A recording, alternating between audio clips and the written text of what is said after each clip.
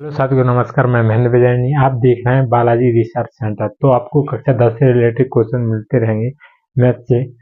NCERT syllabus से जो math subject है क्लास 10वीं का, तो अध्याय 1 और वास्तविक संख्याएं। प्रश्नावली 1.1 के निम्नलिखित संख्याओं का एचसीएफ ज्ञात करने को यूक्लिड विभाजन संख्याओं का एचसीएफ ज्ञात करना है। तो एक जो एल्गोरिथम जो प्रमेय है, एल्गोरिथम यूक्लिड विभाजन एल्गोरिथम, यानी दो धनात्मक पूर्णांकों का अपन एचसीएफ ज्ञात कर सकते। यूक्लिड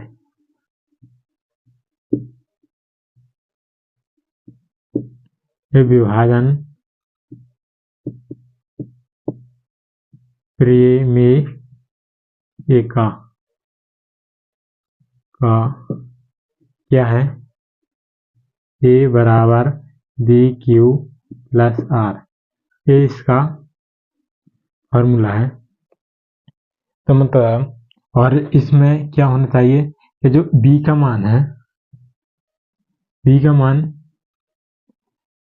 मतलब r का 0 से बड़ा है, या r का मान कैसा होगा? या 0 होगा या 0 से कैसा होगा? बड़ा हो। 0 होगा या 0 के बराबर होगा r का मान। और b से कैसा होगा? b से कैसा होगा? छोटा होगा। b से कैसा होगा? छोटा होगा। b से कैसा होगा? छोटा होगा। कैसा होगा? b से छोटा होगा। एंड जैसे कि अपन यहाँ पर समझ सकते हैं, जैसे कि यहाँ का भाजक है ना, जो a का मान भाज्य का है, भाज्य ए, और भाजक कौन सी है? भाजक कौन सी है? बी। और भागफल क्या हुआ? क्यू होगा। क्या हुआ? क्यू। और जो अपना जो शेषफल आएगा उसी को क्या दर्शाएंगे? आर से। कैसे? शेषफल को क्या से दर्शाएंगे? आर से। इस प्रकार से। तो इस प्रक्रिया को, तो जो इसमें जो बड़ी संख्या होगी उसको क्या मान लेंगे? ए मान लेंगे। जो बड़ी संख्या होगी उसको क्या मान लेंगे? ए मान लेंगे। और जो छोटी संख्या होगी उसको क्या मान लेंगे? बी मान लेंगे। क्या मान लेंगे? बी। और इस प्रकार से अपन इसको भाग देंगे। जैसे कि अपन हल करेंगे। हल पहला सवाल है, हल माना ए बराबर कितना? बड़ी संख्या कौन सी है? 225। और छोटी कौन सी है? और बी बराबर विभाज्य कितना? भाजक, सॉरी, बी बराबर कितनी है? या तो अब लिखेंगे यूक्लिड विभाजन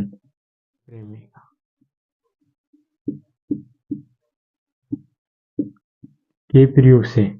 तो इसका प्रयोग क्या है? ए बराबर बी क्यू प्लस में आर। तो अपना ए का मान कितना है? 2 से 25। ए का मान कितना है? 1 से 35।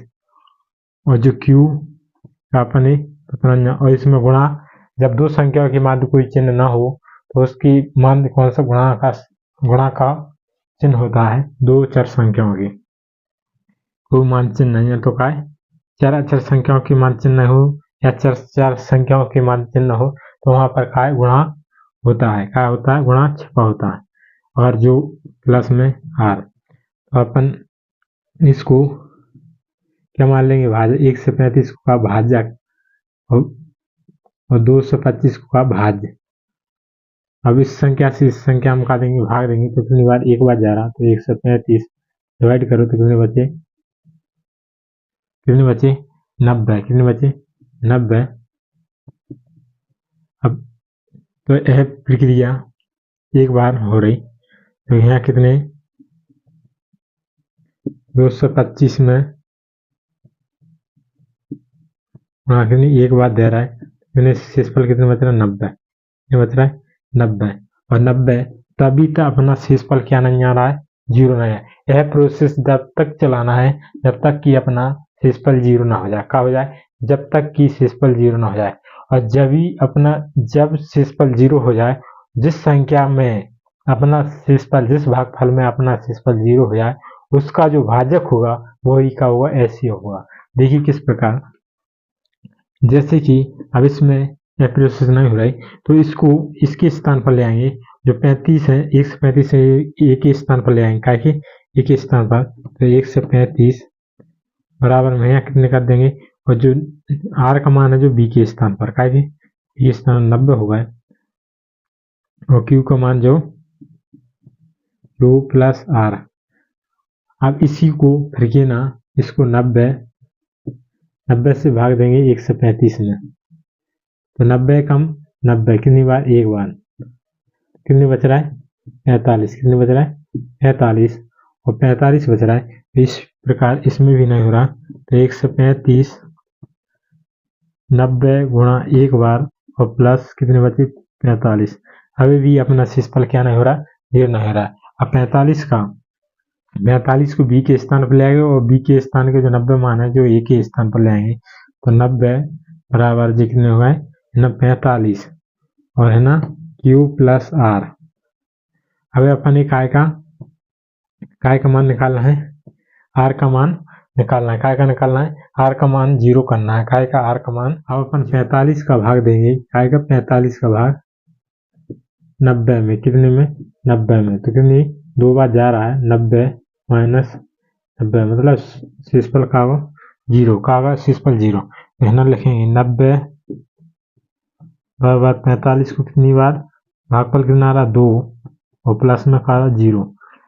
जो तीसरी नंबर पर संख्या होगी 0 से 1 2 30, तो वही अपना का होगा एचसीएफ होगा, कितना होगा एचसीएफ होगा, तो एचसीएफ 15। या यह कह सकते हैं जिस संख्या की जिस भागफल में शेषफल 0 आ रहा है, जिस भागफल में शेषफल 0 आ रहा है तो उसका जो भाजक होगा वही का होगा हमारा एचसीएफ होगा, का होगा एचसीएफ होगा। तो लिखेंगे अतः 1 से 35 और